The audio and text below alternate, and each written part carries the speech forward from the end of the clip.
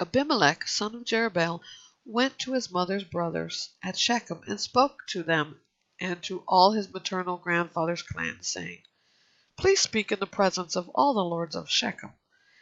Is it better for you that 70 men, all the sons of Jerubbaal, rule over you, or that one man rule over you?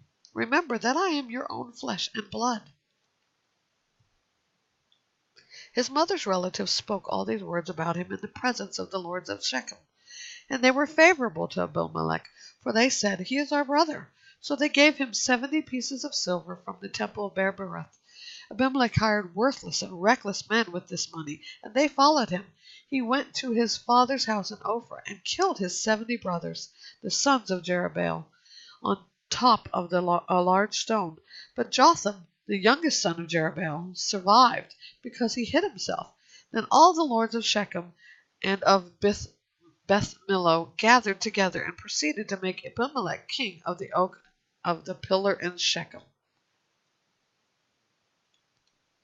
When they told Jotham, he climbed on top of Mount Gerizim, raised his voice, and called to them, "Listen to me, lords of Shechem, and may God listen to you."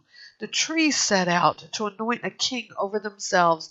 They said to the olive tree, "Reign over us." But the olive tree said to them, "Shall I stop giving my oil that honors both God and man, and rule over the trees?" Then the tree said to the fig tree, "Come and reign over us." But the fig tree said to them, "Should I stop giving my sweetness and my good fruit and rule over the trees?" Later, the trees said to the grapevine, "Come and reign over us." But the grapevine said to them, "Should I stop giving my wine that cheers both God and man and rule over the trees?" Finally, all the trees said to the bramble, "Come and reign over us." The bramble said to the trees, "If you are anointing me as king over you, come and find refuge in my shade. But if not, may fire come out of the bramble and consume the cedars of Lebanon." Now, if you have acted faithfully and honestly in making Abimelech king, if you have done well by Jerubbaal and his family, and if you have rewarded him appropriately for what he did, for my father fought for you, risked his life, and delivered you from the hand of Midian, and now you have attacked my father's house today, killed his 70 sons, and on top of a large stone, and made Abimelech, the son of his slave, king over the lords of Shechem, because he is your brother.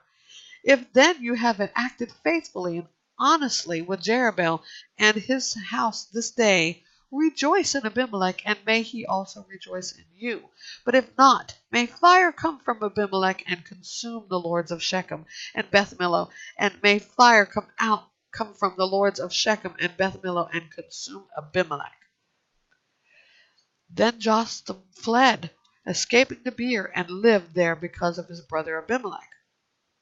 When Abimelech had ruled over Israel 3 years, God sent an evil spirit between Abimelech and the lords of Shechem.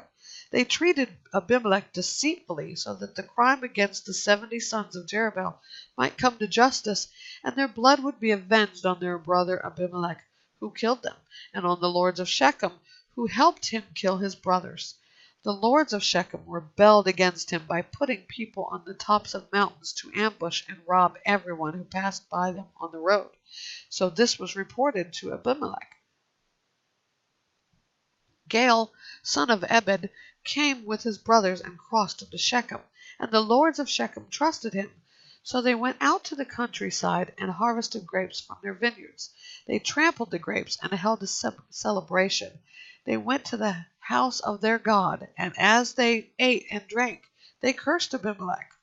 Gaal, son of Ebed, said, "Who is Abimelech, and who is Shechem, that we should serve him?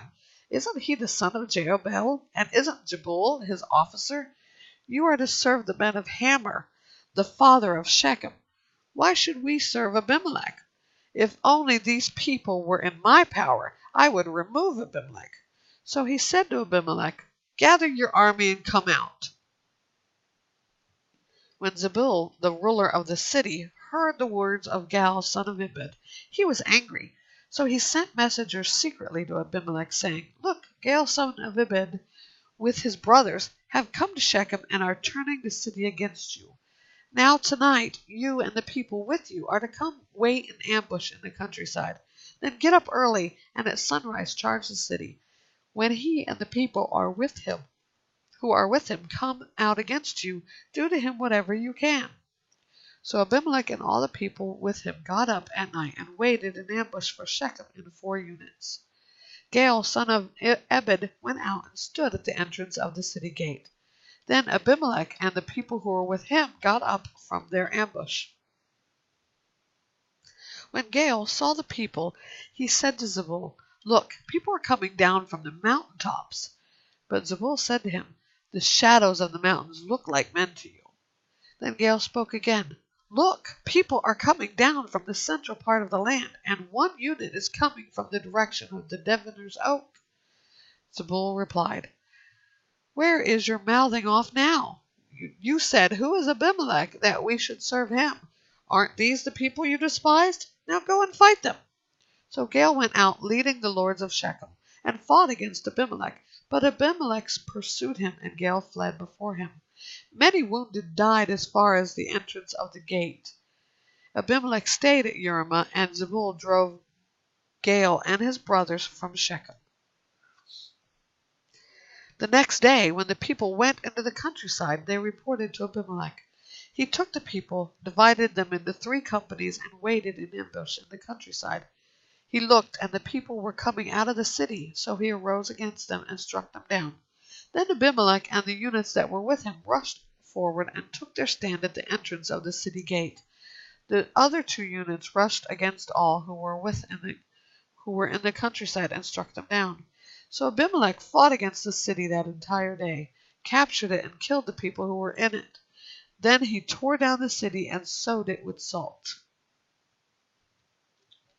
When all the lords of the tower of Shechem heard, they entered the inner chamber of the temple of El-Berith. Then it was reported to Abimelech that all the lords of the tower of Shechem had gathered together. So Abimelech and all the people who were with him went up to Mount Zalmon.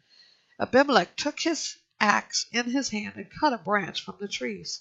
He picked up the branch, put it on his shoulder, and said to the people who were with him, "Hurry and do what you have seen me do." Each person also cut his own branch and followed Abimelech. They put the branches against the inner chamber and set it on fire around the people, and all the people in the tower of Shechem died, about 1,000 men and women. Abimelech went to Thebez, camped against it, and captured it. There was a strong tower inside the city, and all the men, women, and the lords of the city fled there. They locked themselves in and went up on the roof of the tower. When Abimelech came to attack the tower, he approached its entrance and set it on fire. But a woman threw the upper portion of a millstone on Abimelech's head and fractured his skull. He quickly called his armor-bearer and said to him, "Draw your sword and kill me, or they'll say about me, 'A woman killed him.'" So his armor-bearer thrust him through, and he died. When the Israelites saw that Abimelech was dead, they all went home. In this way, God turned back on Abimelech the evil that he had done against his father by killing his 70 brothers. So God returned all the evil of the men of Shechem on their heads.